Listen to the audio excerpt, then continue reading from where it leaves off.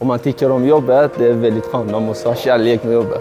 Om du har kärlek med jobbet, aldrig du kommer til at blive trött. Det er det. Mit arbejde for Kåre er fantastisk. Altså, jeg kan godt lide Kåre. Jeg synes, det er en god virksomhed at være i. Man får lov til at udvikle sig i den retning, man gerne vil, og man bliver ikke bremset, hvis man har nogle idéer til noget. Tidlig morgen jeg kommer, plukka og sætter inde på mesin. Her er tabletter. Jeg bruger sådan. Parasta mun työssä on kyllä varmaan just ne asiakkaiden palautteet. Mä voin kokea onnistuvan, niin heillä on joku ongelma, johon he ei pysty ja mulla on siihen ratkaisu ja sitten he on onnellisia ja voivat keskittyä siihen omaan työnsä, kun mä oon auttanut heitä ratkomaan jotain, mikä heille oli iso ongelma, mutta voi mulle olla ihan itsestään selvää.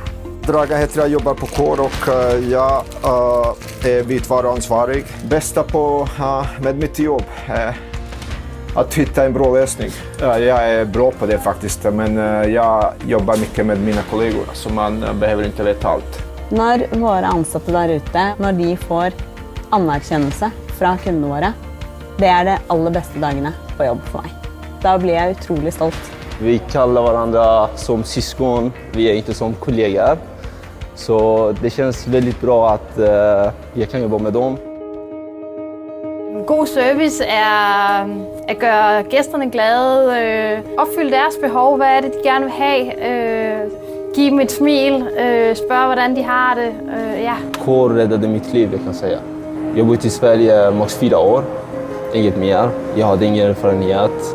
Jag kunde inte ens hälsa med människor eller kommunicera med dem. När jag började jobba här, jag började känna att jag kan göra det. Og de fortjener jo skryt og anerkjennelse hver eneste dag. Men de gangene hvor vi får det i skriftlig form eller i et større fora fra kunden, da føler jeg da vi virkelig lykkes. Det er gøy.